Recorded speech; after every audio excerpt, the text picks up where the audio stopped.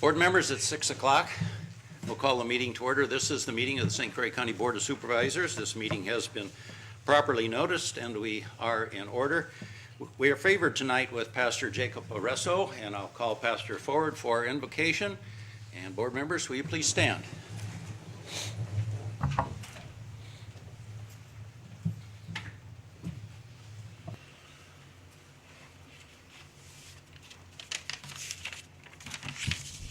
Let's pray. Dear God, we thank you for the St. Croix County, for all the blessings that you've continued to bestow upon us, the blessing of knowing you and the blessing of serving members of our community together. Grant all of our national, state, and local leaders wisdom in decisions that they will strengthen and prosper our nation. May they always remember their responsibility as public servants whose primary function is to represent the needs, desires, and concerns of the people. Give them wisdom to accurately discern the issues presented before them. May they be fair and just to hear all voices and have the courage not to bow to any pressure. May the principles and truth of your word be the foundation of their lives. May their actions and decisions be right, just, and pleasing to you. Today we pray for men and women who are making a difference here in our community, for our teachers, for the clergy, for doctors, nurses, moms and dads, and everyday volunteers. We specifically thank you for the law enforcement officers, firefighters, paramedics, for their courage and willingness to sacrifice their own well-being and many times risk their own life for the service of others. Protect them, O God. Help them overcome the stress and hardship that accompanies their occupation. And for those serving in the military overseas, watch over their families while they serve, and finally bring them back home safely. I pray for all the learning institutions in our county that they will not only be great places for education, but of morality, integrity, and stability for our children. I pray for all the families in our county that God, you will be the center of everything that they do, both in word and action. And again, as we prepare for elections, may we vote wisely, not based on any political bias or agenda, but that we may balance what is just for the lives of members of our society. Empower each one of us here today to do our part financially, physically, emotionally, and spiritually to support those hurting here in our community. And as the U.S. President Abraham Lincoln said, let us have faith that right makes might, and in that faith let us to the end dare to do our duty as we understand it. We pray all this in the name of Jesus Christ, who is the same yesterday, today, and forever. Amen. Join me please in the pledge of allegiance. I pledge allegiance to the flag of the United States of America and to the republic for which it stands, one nation under God, indivisible, with liberty and justice for all.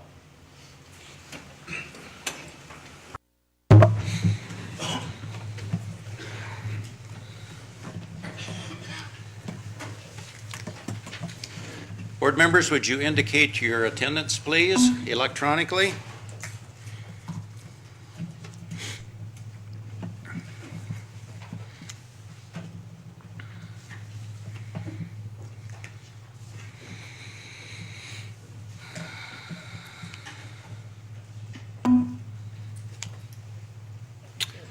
And we are at full strength with 19 members present. Great. The consent agenda is in front of you. You will see that it contains the minutes of our previous session, which was held on 17 April, our organizational meeting. We're indicating the date of our next meeting will be 5 June. Again, I direct your attention to the fact that that will begin at 6 o'clock, and there are no rezonings. Chair would entertain a motion on the consent agenda. Supervisor Horn, and second from Supervisor Peavy. Proceed to vote on the consent agenda. Just a minute. A second, Bill. Ready?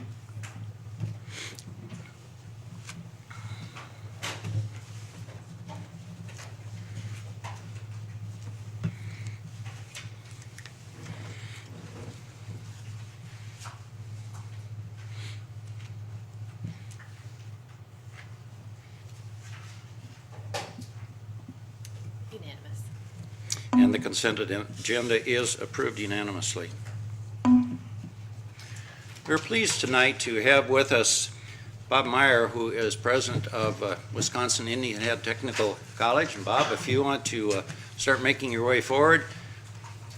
I've been pleased over the last couple of years to get to know Bob a little more intimately as we've been involved in some board appointment meetings, and I can tell you that my observation of not only Bob personally, but his staff and the way that organization runs gives me a lot of confidence in WITC. So I'm just real pleased to have you here for a report, and welcome to St. Croix County. Thank you, Daryl. Likewise, it's a pleasure to be here tonight. It's always nice to be invited to come to a board meeting and speak and give you a little bit of an update as to what's going on at the college. I'll figure out your clicker here. It seems to be working. You should have in your packet this kind of a condensed version of these slides so you can take notes or scribble on it or write whatever you want on there. I don't get to see it, so it's okay whatever you put down there. Just a little bit about WITC. I think it's been about 2 or 3 years since I was able to make a meeting, so just give you a little background. The college covers 4 campuses. We have several branch locations as well. We call those outreach centers to get students started so they can transfer to a main campus. The main campuses are in New Richmond, Rice Lake, Ashland, and Superior, with outreach centers in Spooner, Hayward, and also Ladysmith. We cover 11 counties. We're the largest college by geography in the state of Wisconsin, covering 10,500 square miles. And indeed, that's our biggest challenge, is keeping everything pulled together with that kind of geography. We offer over 50 career-focused programs. I'll give you a list, a couple slides ahead. And nearly 1 in 9 residents in the county and across the district have taken a class from WITC in some way. Your packet, in addition to the notes, also shows the counties, the 11 counties that comprise the district. And St. Croix County is the most populous, probably of no surprise to you, out of those 11 counties, and that's why Daryl has the distinction of running the board appointment process for the county board chairs. They appoint our 9-member board. A couple different ways to do that. 13 of the 16 technical colleges in the state of Wisconsin operate under that model, where the county board chairs of the county served in the district select our 9-member governing board. So that's the way it works for us. If you look at the next slide, just a little bit of information about WITC. We have about 7,000, almost 8,000 students enrolled in credit programs. Those would be traditional diploma and associate degree programs, and roughly 17,000 students enrolled in non-credit programs, or these would be typically your continuing ed type offerings. Could be firefighters getting a certification re-up, if you will, emergency medical technicians maybe getting some technology training, things like that. We do a lot of surveying at WITC. We just finished up surveying we call it our 2010 class. It's actually the year, our year, 2010, 2011. Those graduates, 91% of those graduates were placed within 6 months. And we're very happy with that in this economy. We bottomed out a year hence, or before that survey, at 85%. So even with a bad economy, we've held very good in terms of placing our students. And I think that's a reflection of the connection that our coursework and our programs have with business and industry and the employers and meeting their needs. So 53 total programs at WITC. You can see on this page that almost 4,000 credit courses and almost 3,000 non-credit courses that we offer. Across the district, we employ 402 full-time employees and almost a little more than twice as many part-time employees. And that shouldn't be too surprising. Again, continuing ed classes where you're teaching 1 class at a time or 2 classes, typically you don't have full-time staff for that. I tell our staff that we should really entertain maybe offering zoology so that we can say that we have programs from A to Z. They haven't taken me up on that, nor do they appreciate my sense of humor, I guess, on that. So the next two slides show the programs that we do have.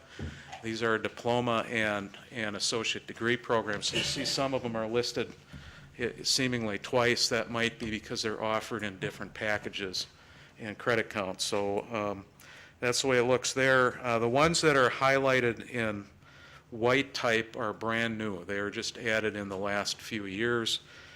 Building Performance Technician Program, which is really about energy efficient homes, doing heat loss calculations and observations on a home and figuring out how to make them more efficient. A lot of demand for that and a lot of student interest in that. We have an expansion, especially in the Rice Lake area, with Marshfield Clinic starting a dental clinic there, high need for dental assistants. So we started up that program, is going very strong. And then a human service associate. This is someone that might do casework in a county to help with some of the social programming that's going on. And that was in high demand in the Superior area, so we added that. I should mention that we don't add programs willy-nilly. We really study the market before we do that. I hold strategic planning sessions every 3 years at all our campus locations and ask for input. And then we do a fairly extensive needs study of employers to make sure that the programs are going to fill and that the students will be employed. As you look at this list, I should also mention that the college since 2008 has had what we call a program viability process. We look at every program that we have on a yearly basis, look at a variety of metrics, graduation rates, retention rates, cost per FTE, and FTE is a full-time equivalent, or if you took all our students and added them up by a full-time credit load and looked at that number and then divided by the cost of instruction, we come up with a metric on that. So if our programs are not viable, we look at downsizing the resource commitment to them or reallocating the commitment. The bricklaying and masonry program, it's probably not a surprise to you that construction has been under some duress in the last few years. The enrollment in that program has just tanked for us, so we've put that in suspension right now.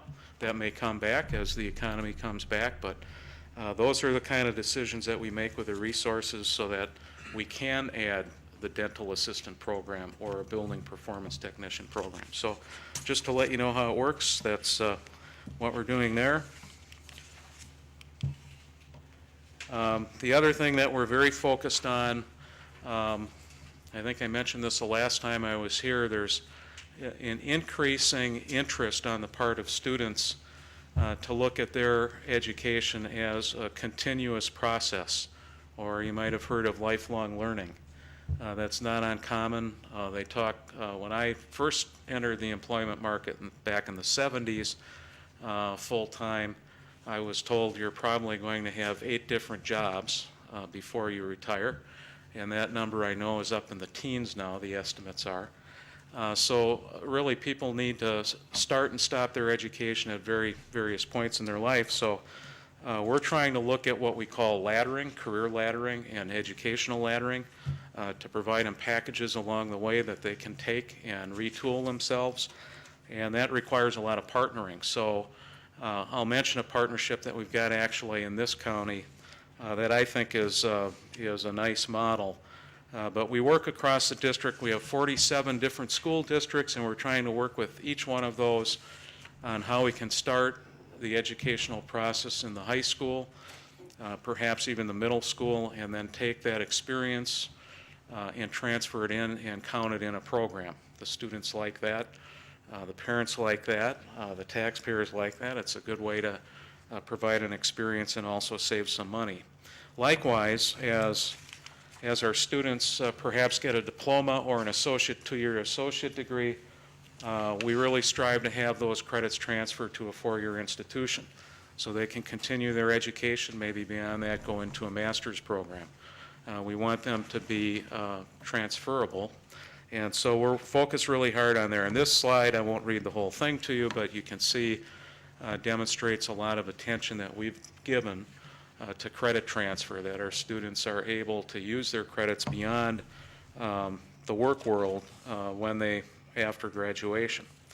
A couple of interesting facts on this slide. I mentioned we survey our students a lot. We survey our graduates every year. Last year we had a little over 1,600 graduates across the district. I know we managed to survey over 1,400 of them, and I know that we probably put the graduate survey in your packet, so if you look at that, it'll give you the exact number, but it's well over 80% of our students respond to that. We have a really crack staff on that. Darrell knows some of those people. They are very good and very dedicated. They will not give up, and they will try to call every individual and get the feedback from them in terms of whether they got placed, how long it took them to get placed after graduation, what are they making for a salary.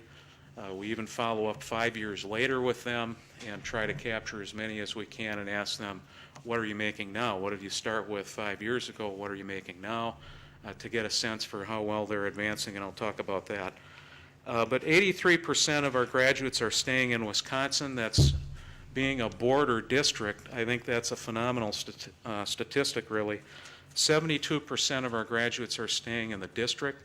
So we see ourselves as a very good brain gain rather than a brain drain strategy for the district and the state. Those statistics are pretty normal for across the 16 technical college district. We help sustain and grow high-tech jobs, and I'll talk about that in a minute. And we really like to focus on those high-wage jobs that have a multiplier effect. If you look at this next slide, I think this is really interesting. This actually comes from the year 2005 to 2006. Understand our year starts July 1 and ends June 30th, and that's why there are 2 years in that, in that span. But this shows, for example, an emergency medical technician at the top of this. In 2006, out of those that we surveyed when we called them, they started at $13,377. And in 2011, they were making $30,776. So a very good increase in salary over a 5-year period. You can see those are all over the map, but some very good salary growth across those professions, if you will, and in a time when the economy wasn't so hot towards the end here. So pretty happy with those numbers. Our average salary, you'll see that on the graduate survey, we're up about $30,000, $30,100, something like that.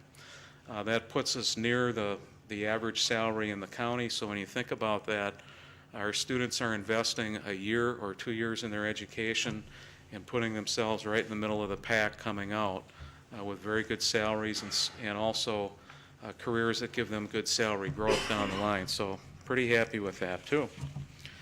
Our purpose we see is to supply a skilled workforce, provide resources for emerging technologies and methods, training for existing employees. We do a lot of listening. Every one of the programs that I mentioned has got an advisory committee composed of employers that hire our graduates.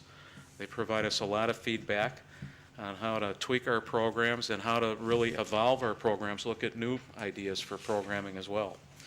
And our conference centers are used often. The one in New Richmond is used by the community quite a bit. We like to support the community and we like to open them up. So if you want to use our facility over in New Richmond, let us know. That's why we want to announce that and make that available. Speaking about facilities, the New Richmond area, by the way, the New Richmond campus, out of all 4 main campuses, has received in the last, well, since I've been here, 2008, received the most dollars in terms of improvements and additions. That should come to no surprise. If you look at where the population growth is in the district, it is here in St. Croix County and Polk County. And if that bridge is really built, it's probably going to put even more pressure on us. We're probably going to have more additions. But 2 years ago, we did a $3 million addition to the New Richmond campus, and we're investing another $1.5 million this next year to expand our programming there. The growth is right here, so that's part of our strategic plan. This slide announces a fairly significant partnership. We just met yesterday, in fact, you probably know that UW River Falls put a learning center here in Hudson, just down Carmichael Road, and that's where we met yesterday. The partnership that we have with UW River Falls and Chippewa Valley Tech College, the Hudson School District, and the River Falls School District is to work on those articulation agreements, that laddering approach, and how we can work better together, share our resources together, and make things easier for our students and our citizens to get educated and keep advancing.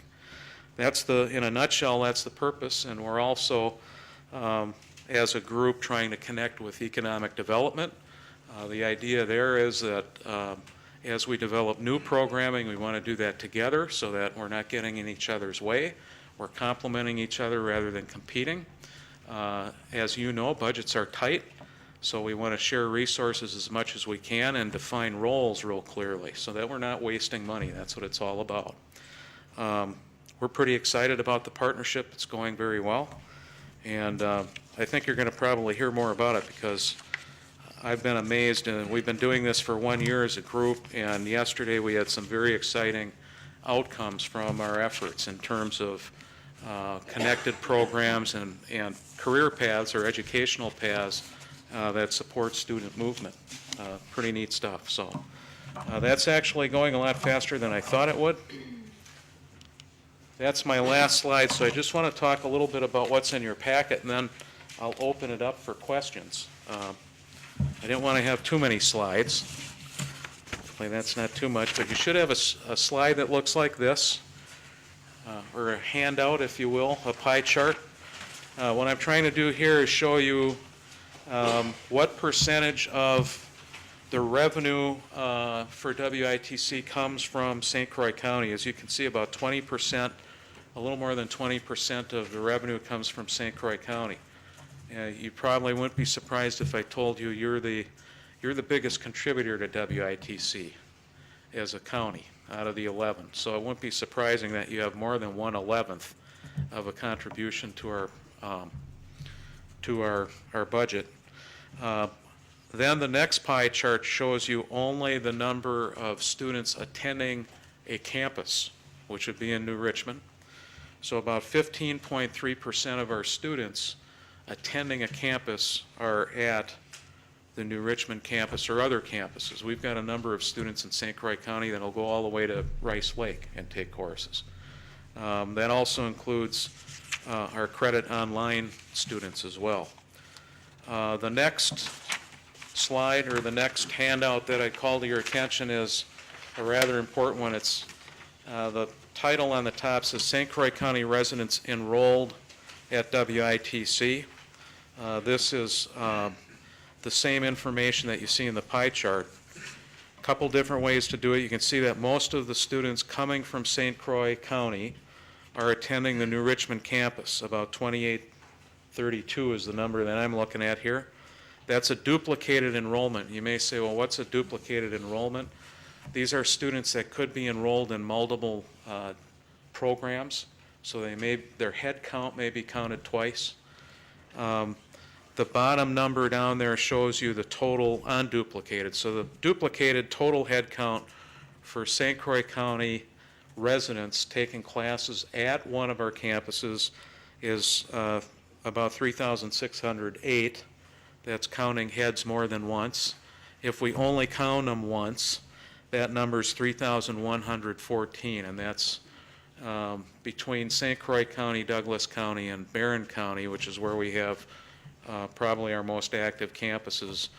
Those are the three counties that put up the most students. So you're right up there in terms of the number of students. If you flip that over, I think this back sheet is really, really interesting to me because this shows you the enrollment that we've got and the offerings that we have not on a campus. So if you look at the bottom of that back page, You can see that we're offering courses in private industry at the Baldwin Ambulance Service Center, at the fire department, in the hospital. Wherever our students are, we will go and offer a course. So beyond where your students are just going to our campuses, this gives you an idea of participation off campus. And for St. Croix County, you're way, way at the top of the list. You've got, by head count, and this is duplicated, so you'd have to probably subtract maybe 20% for that because we're counting people twice, but you have about 14,610 people, and again, this is a duplicated head count, so what I need to do is probably go back and unduplicate that, but it gives you a pretty good idea of the measure of activity beyond credit classes that are taken at the campus. There's a lot more activity going on with individual courses offered off campus, and that's what I'm trying to demonstrate here. By far, St. Croix County just blows any of the other counties out of the water on that measure. If you go to our Facts at a Glance bulletin, it's got a green cover, and you go down, a lot of the information that was on my slides came from this. If you go down to the middle panel, about the middle of the page, you can see our enrollment across, and this is unduplicated head count now, so we're not comparing exactly apples and oranges here, but if we looked at the number of students enrolled in credit programs, probably at a campus, it's almost 8,000 students. Non-credit offerings, about 17,000 students, so think about that duplicated head count. And if you took about 80% of that as a pretty good measure of an unduplicated count, you got a lion's share of people taking courses in that area, non-credit courses. So I just wanted to call that to your attention. I think that's pretty neat. If you also look at this, just want to talk about value for a minute. If you look at the very right side on that third panel, I guess, you go all the way to the bottom and you look at the levy per $1,000 of equalized property value. We have an operational budget. Our operational levy is about $1.08 per $1,000 of property value. The next number over includes our debt service. So if we bond for a building improvement, that includes our debt payments. So our total levy that's being assessed for a property owner across the district averages $1.16, almost $1.17 per $1,000 of property value, assessed value. I got to tell you, that rivals the lowest in the system. Nicolay Area Tech College and WITC typically are jockeying for the lowest in the system.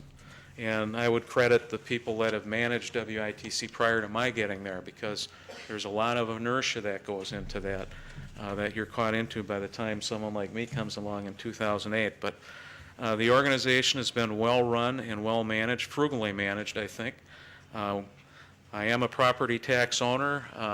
Not too long ago, I held properties in both St. Croix County, close to Willow Park, and also in Spooner as I was transitioning, and my wife was transitioning up to Spooner. So I got the dubious honor of paying 2 property tax bills. And WITC, because we're on the tax roll, we're identified. You know exactly what you're contributing to the college. And I feel very proud about what we've done in terms of managing the budget. I think it's very good relative to the system, and I think it's dollars well invested into the community and to our citizens. So I didn't really have a problem with my payment, even paying twice, but I know I'm biased because I work for the college too. I mentioned the graduate survey. We do a lot with surveys, and I don't think I see the graduate survey results in my packet. I don't know if you've got it, but I guess it doesn't matter because we've put a table together with those results. Over 1,400 students responded, so this is the information that's on there for your use. I'll get to this one in a minute, very colorful one. I do want to call your attention to the Career Impact magazine. I think one of our biggest challenges we have as a technical college is convincing students and maybe more importantly parents that a 2-year degree can lead to very good jobs, very sophisticated jobs that challenge the graduate. And so this magazine is really targeted towards parents and also prospective students, and it really does, I think, a fantastic job displaying what our graduates do. There are stories about our graduates or our current students, why they came to WITC, or as graduates, how they use their education to contribute to the economy and how their education has helped them. So that's the latest edition of that. This is our 100-year centennial. You'll see we have that's posted on the cover. WITC was, in 1911, the state legislatures came along and said that any city that has more than 6,000 residents should have a vocational school in it. And the first one that was formed was in Racine, Wisconsin. The second one was in Superior, Wisconsin. So we have the honor of being the second oldest district in the state. And then after that, several other locations were added on. But that is the purpose for the this Career Impact magazine, is to talk a little bit about the centennial. You also have another little brochure in there that mentions the fact that we were ranked by an independent group 6th in the country. I want to explain how that happened. We survey our students every year, a sample of our students. Roughly 25% of our active students participate. There are 2 national surveys that we use. One is by Noel Levitz. It's called the Student Satisfaction Inventory, or SSI we call it, in the college. Alternate years, when we're not doing the SSI, we use something called the Community College Survey of Student Engagement. That's a mouthful, so we refer to that by its acronym, which is CCSSE, or SESI. We call it the SESI. And Washington Monthly Magazine used the SESI results nationally. They aggregated them and compared them with all the colleges that were participating. In 2009, we were ranked 7th in the country off of those results. We're very proud of that. And I won't take any credit for that. That's a reflection of the great staff that you have working at the college, I think. They're very dedicated to student learning and the student experience. That's how you get there. The SESI survey really wasn't meant to be used for ranking, so we really didn't think that Washington Monthly would do that again, because a lot of colleges complained about their ranking, quite frankly, when it happened, those that weren't in the top 10. And lo and behold, they did it anyway last year, and we moved up to a number 6 ranking. Now the neat part about that is that the number of colleges that participated in the SESI survey 2 years ago was about 273 colleges, 274, something like that. In the ranking that they did last year, there were 663 colleges participating. So the pool almost doubled, and yet we went up a notch. I thought for sure we'd be diluted down a little bit. We're the only 2-year college in the country to have had a top 10 ranking twice. So we're very, very proud of that. I think that reflects on the staff and their commitment to learning first is their motto, and I think they live that. Based on that, we've been getting a lot of interest. I just had a call today from, I can't remember the name of it, but Terry Bradshaw is doing some kind of a program, and there was a call that asked, we'd like to interview you and put you on the program and talk about your success.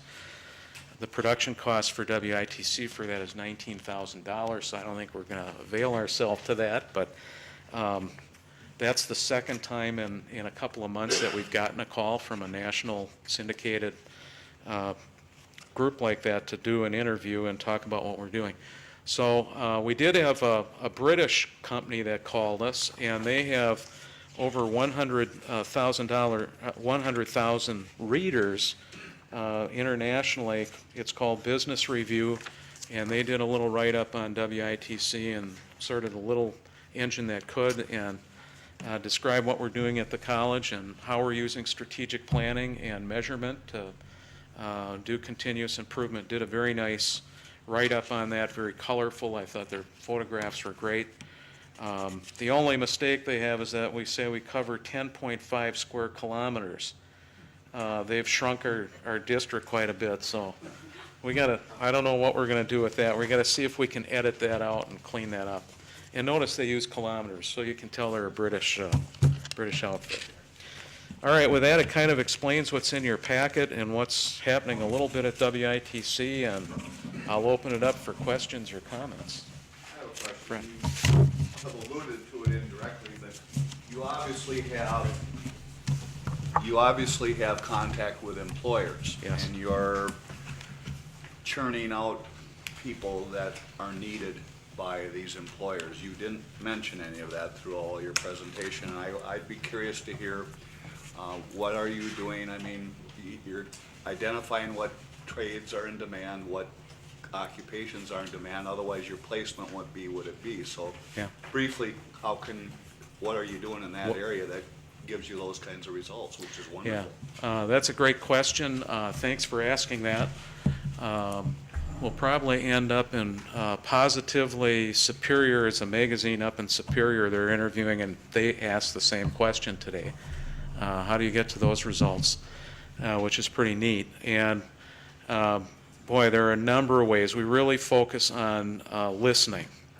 I always use this saying. My wife is Irish, and she always reminds me that there's an Irish saying that says you have 2 ears and 1 mouth, so you should listen twice as much as you talk. So we try to do that. In fact, we try to listen more than twice as much as we talk. So strategic planning and the listening forums that we have for that, but that's only on a 3-year cycle. I mentioned that we have advisory committees for every one of our programs, and I think that's very powerful because we get a lot of feedback, we get a lot of interest. For example, healthcare professions are just going through the roof right now. We're doing a lot with that. So we may have people involved in the health industry that'll say, you know, we're starting to see the need for more dentists and dental hygienists and dental assistants. So we get a lot of clues from our advisory committees. But we also encourage our staff to be very involved with economic development. I'm involved with Momentum West. I'm involved with a number, just as an example, county economic development efforts where we live. There's regional economic planning that's going on now in the northern counties with Northwest Regional Planning. We plug into that. Joe Huftel, if you know our campus administrator over in New Richmond, he's very involved with Rotary. We're involved with the chambers. We try to get our staff involved with all the local activities, so we have sort of a ears on the street. And so that's another very good way. I also mentioned the continuing education offerings that we have. Remember I said we have a lot of students in credit programs, almost 8,000 if you look at the numbers, but I mentioned that we have about 17,000 plus in non-credit courses or continuing ed. We have a fairly substantial continuing ed group that gets themselves out. They go right to the business and ask them, what do you need for programming? And a lot of our new programs that become credit programs may have started as non-credit offerings, and they just kind of grew into that based on need. I think it's a neat model. It's very responsive. It's very organic. It starts out with small numbers, and then it grows from there. Or if the need isn't there, it may die, and then we move on to the next thing. But we're had spent, before I came to WITC, I spent 25 years at UW Stout, a very fine 4-year institution, by the way. But I can tell you that the technical college system is extremely nimble, and it has feet on the street, so to speak, trying to collect as much information and respond to it as quickly as we can. It's very impressive. It's been a lot of fun to work in the system since I did that. The other thing I would mention is that I think the model of having the county, and I'm not just blowing smoke for Darrell, but I think the model of having the county board chairs involved with the board appointment process for our board, you've got county board chairs that are very interested in making sure that WITC or their technical college is responsive to the local community needs. That's a nice model.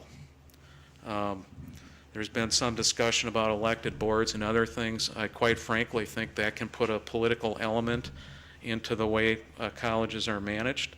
I really believe that the county board chairs take their job serious and put really good people on those on our board. An example would be Dave Miner, and he's our board chair right now from Superior. Dave's the chamber director up there. There's another great listening post. You got Kestrel Industry coming in there, the aircraft manufacturer. You've got, I think it's Enbridge coming in, and Magnetation, which is figuring out a new way to take iron ore tailings and extract even more iron out of it. And he's right on the front line knowing what's coming in. And that's what we need. Our budgets are too tight to make a wrong bet on a horse. So we want to make sure that we're hearing real needs that, you know, when we make an investment, that's scarce resource for us, quite frankly. The reason I asked the question is I sell steel. Yeah. And I know companies that were trying to add third shifts that were going all the way out to Montana to find welders. Absolutely. You hear that, and you also see it in your wage thing, which I'm sure is an indication Yeah. as to Yeah. what to do it. But, you know, if the employers can't find the people, they're gonna go somewhere else. Absolutely. And you don't want that to happen. Yeah. In fact, you mentioned almost a sore spot is welding right now. We can't do enough to get enough welders out, and that's across the district. And you're probably aware of this with all the new technology with frac mining out in the Dakotas and horizontal drilling and drilling in shale and being able to extract now. There's a great need for machinists and welders to do the rigging for that. And a lot of, it's interesting because I expected I talked about that brain gain and the percentage of people staying here. I would have expected that number to drop because a lot of our students are getting wicked away out there. We're trying to figure out ways to do welding boot camps and other things because our industries here are really struggling with that. They're competing with that, and they're losing their workforce. So you'll see Chippewa Valley just added on a new facility for welding. We modernized ours and expanded the space at New Richmond to accommodate that as well. Because right now there's going to be a lot of pressure on that. And as the country looks at more energy independence, I think there's going to be a lot of demand for the next 10 years at least in building new wells out there out west. And we're going to need a lot of people to do that. There's another way to say that.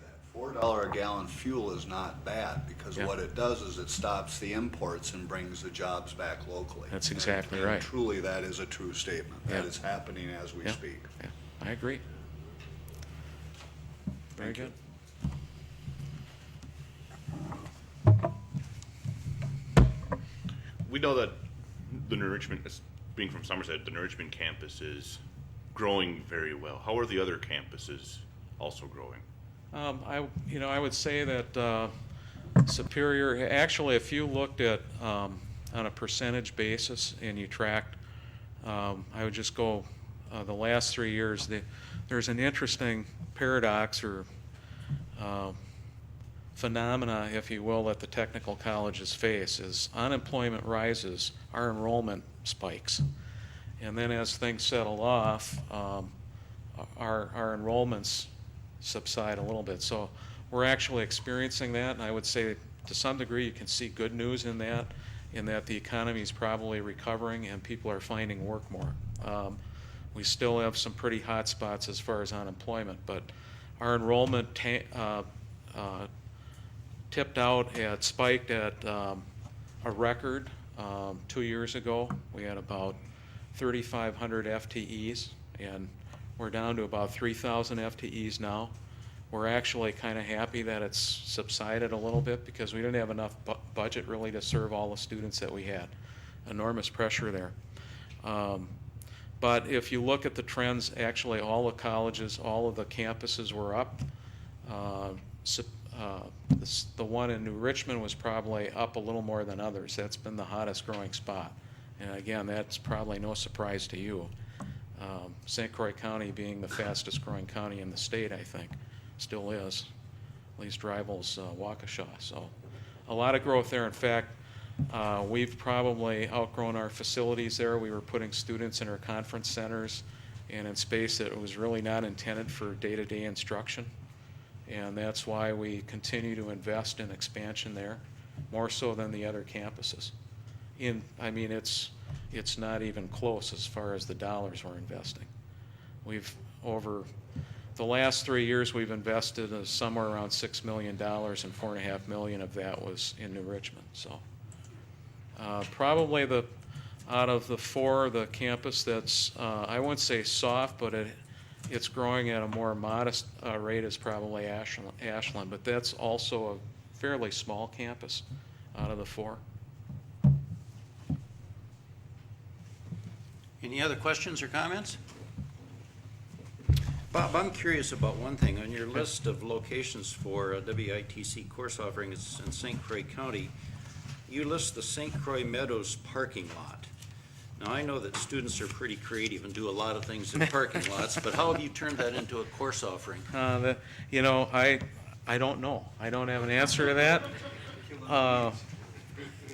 We do have, I think what might have happened here, and I'll check up on it. One of the things that we've purchased is a mobile fire training lab. It looks about the size of a fire truck, but what you can do is you go in there and they'll simulate a building burning, and it's all about fire safety and how you read fires and navigate those so a firefighter's safe. We can roll that around anywhere in the district, and I suspect that's why the parking lot is listed, but I'd have to go back and check on that. Can I get back to you on that? That would be great. Yeah. It just looks curious. Yeah. I'm sure it was something worthwhile, so. But that would be my guess. We've got that. We have some mobile things that we do with EMS training as well. And all you need is a parking lot for that. Appreciate it. I have a question. One more. Bob, do you have any internships that perhaps the county could leverage? Each of our programs will, not all of them have an internship, but we're seeking that. In fact, it's part of our strategic plan to give our students an experience like that. So if you look at nearly all of those programs do, so if you see something in there that you're specifically interested in, we should have a conversation and see what we can set up. In some cases, I'll give you nursing as an example. The clinical experience is required for the licensing, so we don't have a choice. I would call that an internship. We have to have it for that. Do you have something specific in mind? Well, in businesses I've been in, we've augmented staff through those types of internships. So the business didn't get charged anything, but we got staff where we trained the intern, didn't cost the business anything, and it filled a need that we had on Okay. a temporary basis. And I think it was part of the requirement for their coursework as well. So it was just a real good give and take for both sides. What kind of discipline or what kind of work were they doing, Tom? We were actually in the medical coding, Okay. so it was billing and AR related to healthcare claims. Okay, and But that I would, would think our HHS facility up there, the other thought that I had was along the lines of all of the temporary people that we have to bring in during the tax payment time. I don't know if there's a one-on-one match there, but at least that could help us fill that and probably save us some money. okay. Another area would possibly be information technology. I see you offer some programming in there. I mean, we can always use assistance in that area, and I would work with the director to maybe be able to apply some sort of internship. All right, I'll definitely take that back. It's something that we want to continue to do. You know, the interesting thing about internships is that it really increases a student's placement odds or attractiveness. For companies that, private companies that do internships or co-ops, the typical percentage is about 2/3 of them end up hiring the students that intern there. So if you think about it from a practical point of view, it's a great way for the employer to kick the tires, but it's a great way for the student to get experience and also do an on-the-job interview. So we're big believers in that. We'd like to expand that as much as we can. It's part of our strategy. Can I ask you one more question? It looked like our tax levy contribution went up, probably because the state aid went down. Is that correct? Usually it's in reverse. Okay. Usually it probably has more to do with property values and how they compare across the district, relatively speaking to the value of, let's say, a property in Rusk County. You know, we're not involved with how that all works out, but I know that there are some differences there. Our state aid actually is based on the property value formula and what the revenue is going to be generated from that, and then it kind of fills in. We're at a disadvantage as a district with a lot of vacation property. We have a very low contribution from the state as a result with the way that formula works. I'll give you an example. I won't mention the technical college, it's near here, but they were bemoaning the fact that their state revenue contribution was now dropping to about 11% of their budget. Ours is down to 5% already. So I guess ultimately my question is, it looks like our contribution has gone up the last 2 years, right? Okay. Do you see it continuing in that trend? You know, in terms of total dollars, I don't know. What we're seeing is we're probably, well, the mill rate adjusts anyway, so we're flat. As you know, there's a levy freeze imposed on us, so if the only nuance in there that shapes that a little bit is that if property values go up, you can still keep the mill rate frozen and capture some additional revenue. But in terms of total dollars, right now it should be frozen. So if the property values went up, it should be offset by a drop in the mill rate. Does that make sense? Am I answering your question? Well, yeah, no, not really. Okay. I'm just looking at the total levy per $1,000 Yeah. on this chart. Right. And it looks like it went from $1.08 roughly to $1.17 over the last 2 years. There shouldn't be any trend you're looking at two different numbers there. I think, let me get that sheet out and look at it to make sure. That's a new fact sheet, so I gotta see how that's presented. Okay, yeah, you're right, because that actually is trend data. It goes from 2010-11 to 2011-12, and the total mill rate went from $1.08 to $1.16, so it went up 8 cents. That would mean that the property values went down. The total amount assessed to the county did not change. It was offset by the mill rate. Okay. Does that make sense? Okay. And that's also where I got the percentage of the state aid had gone down from 9% to 7%. Okay. Okay, that makes sense. I got it.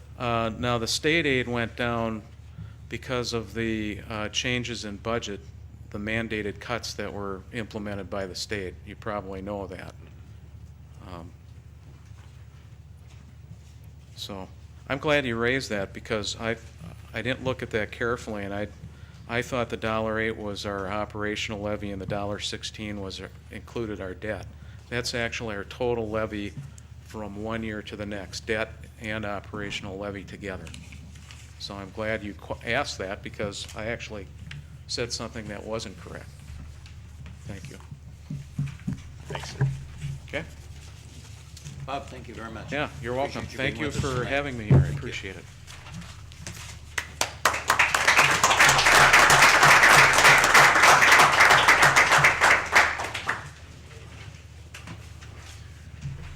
members, congratulations. We are fully organized over the past number of days. All of the committees have had organizational meetings. All the committees are in place.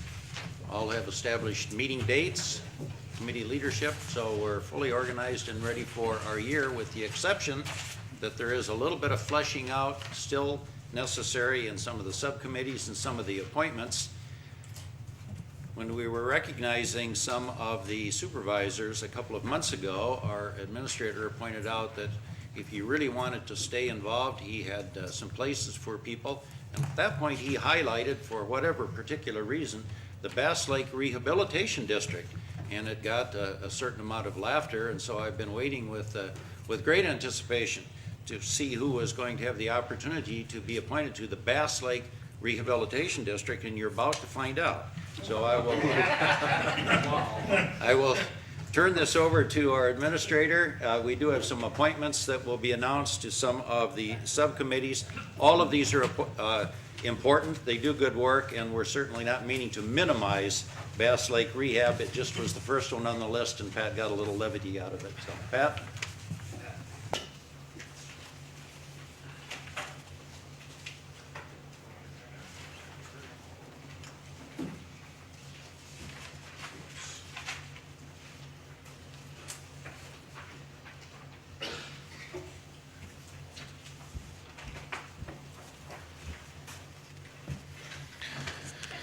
Thank you, Mr. Chairman.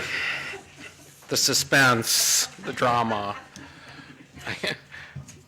Well, congratulations, Supervisor Hood. I think. These are the appointments that I'm recommending to the board. I won't run through each and every one of them unless there are any questions. I would submit the list of the appointments for your consideration and confirmation by motion.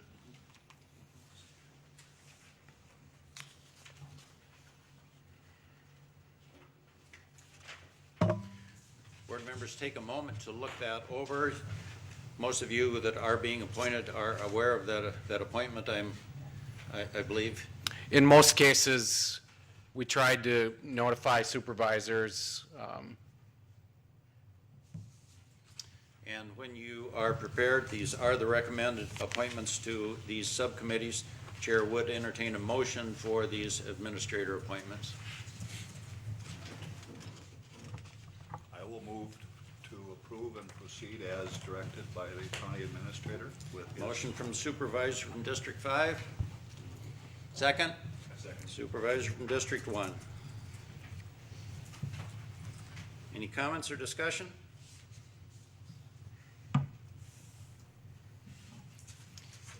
If there is none, Travis, do you have your second entered?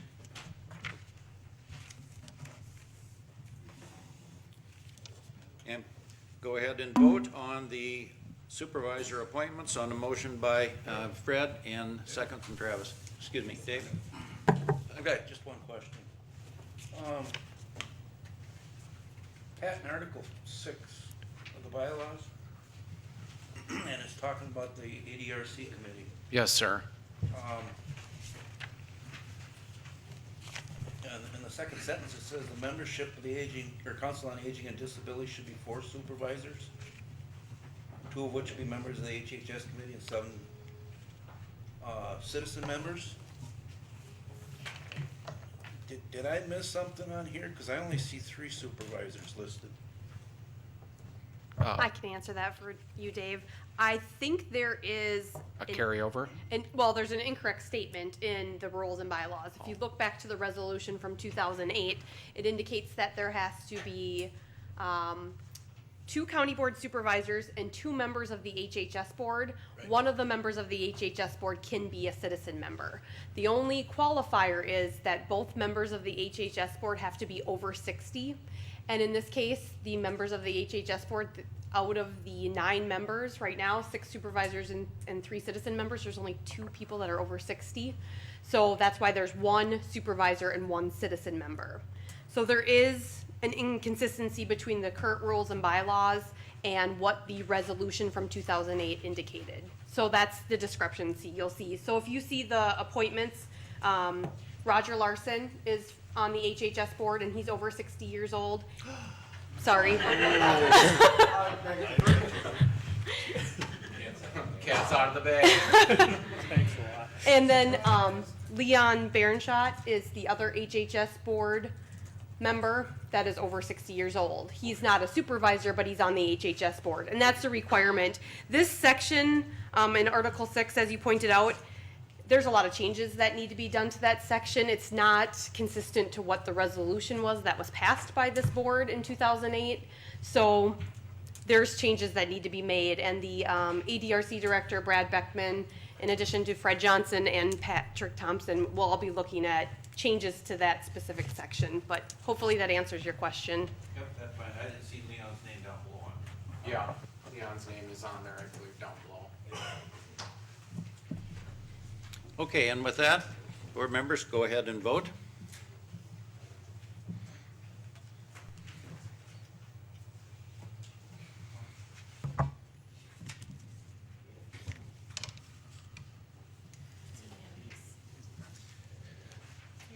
And the appointments are approved unanimously.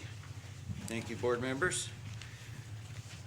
Thank you very much. There also will be some appointments that the board chair needs to make to the Substance Abuse Committee. I've had some conversation with Board Vice Chair Larson, and we're not quite ready for those appointments, and so that'll be deferred until next month. Thank you, Mr. Chairman. Thank you, board members. Congratulations on your appointments. I look forward to working with you on the various boards and commissions, and if you have questions for staff as you continue to serve in those different roles, please contact me, and if I can't help you, I will get you connected with the right staff person. But these are all very important boards and commissions, and all serve a very important role, so thank you. I believe the next item on the agenda is the administrator's report. As Mr. Chairman mentioned, the standing committees of the board have all met. They all met last week. They've all organized, and as the chairman has alluded, they're ready to roll. We have a schedule in place for the month of May. Some of those committee schedules may alter somewhat, but most committees have tried to lock in on a specific date which they will be meeting. Some of the staff have begun brief orientation sessions, information. Some of the committees got into that a little bit. There will be more of that in your next, in the month of May's meeting, and that will carry over into June and July.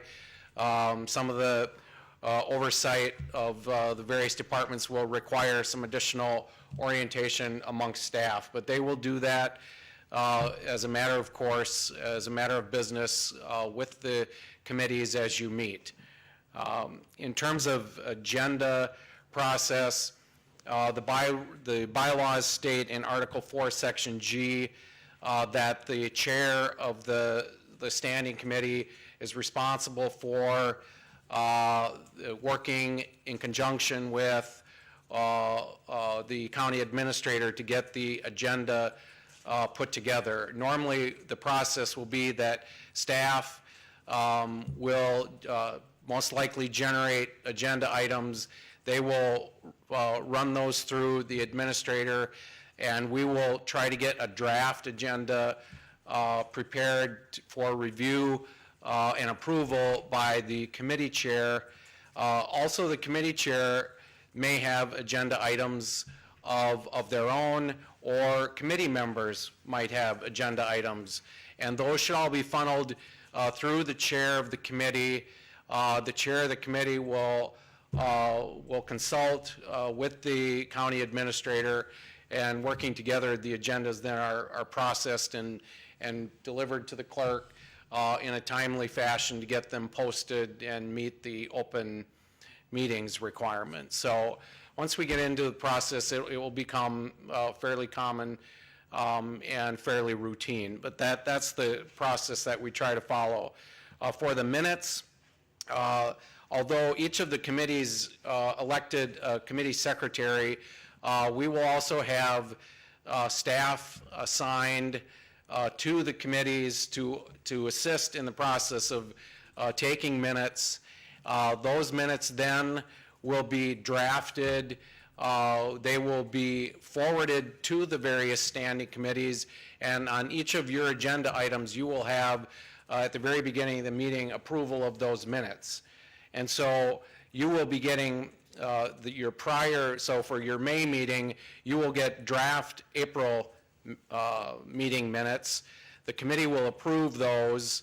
Once they are approved by the committee, they then go to the county clerk, and the clerk gets those out in the full county board packet. So you, as county board supervisors, although you will not serve on some other committees, you will get the approved minutes once they're approved by the other committees in your packets.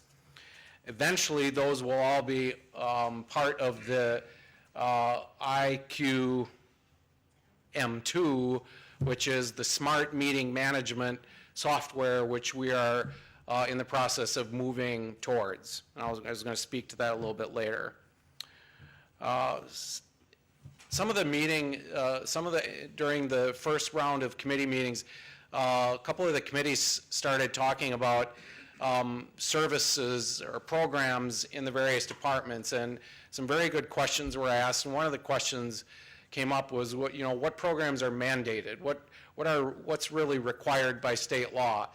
So we're in the process, Corp Counsel's office and the administration is updating and fine-tuning a report, which we'll be getting out to you hopefully next week, which will be a fairly detailed report of, by department, what programs and services that departments provide, which are mandated by the state of Wisconsin.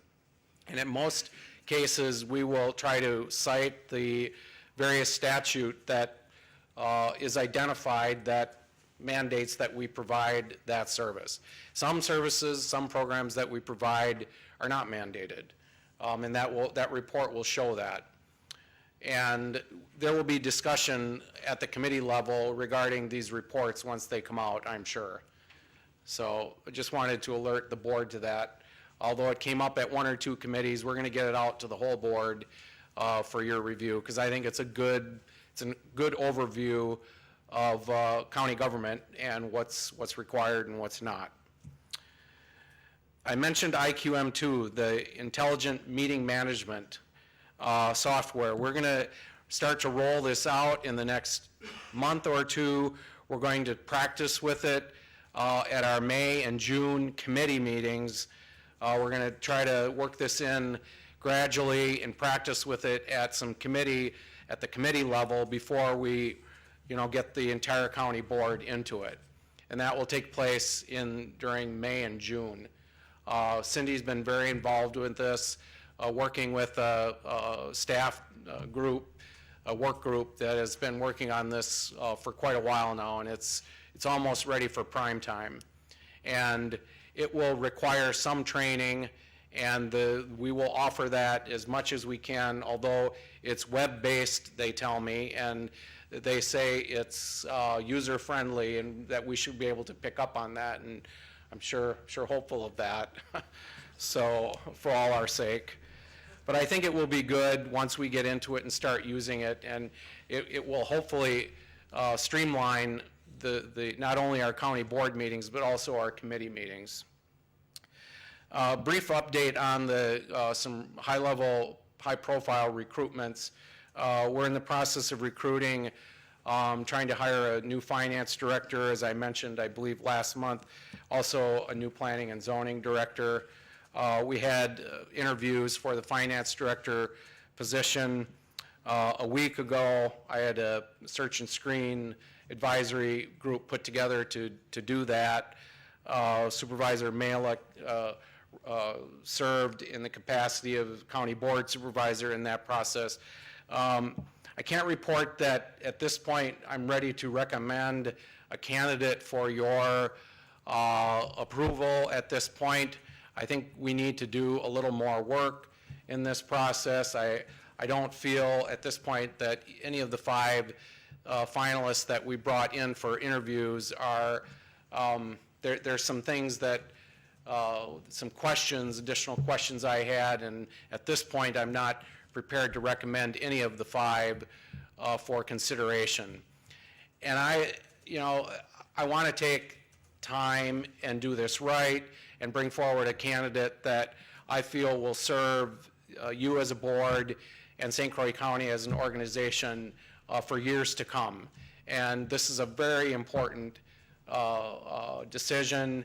Good judgment needs to be exercised. And although I think any one of the 5 that we brought in potentially could have served in that role, I don't think it would have been doing us any justice to bring forward a candidate that I feel is less than top rate.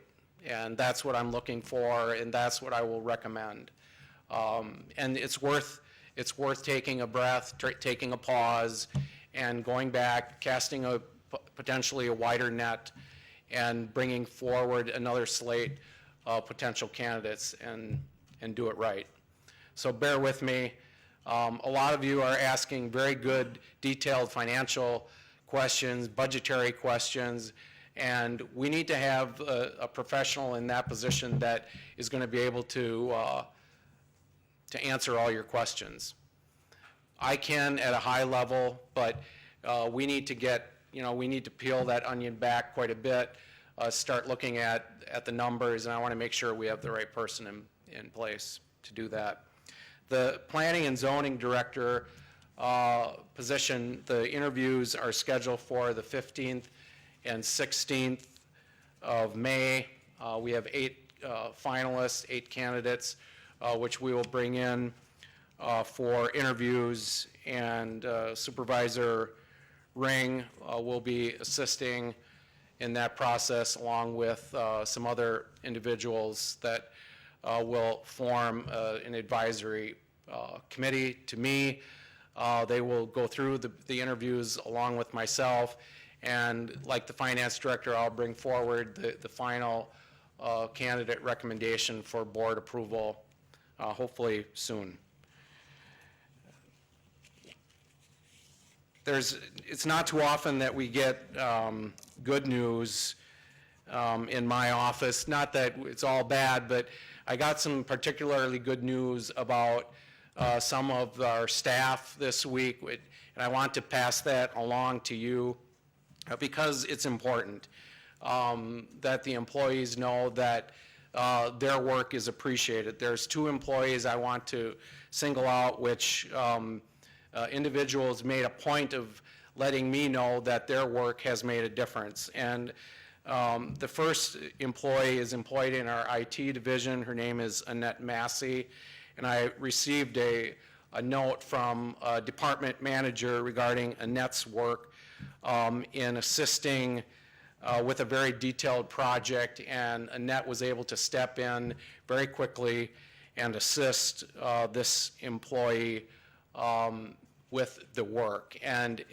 I won't read the email, but it was very complimentary of Annette's work in the IT division. So her director is here, just happens to be here this evening.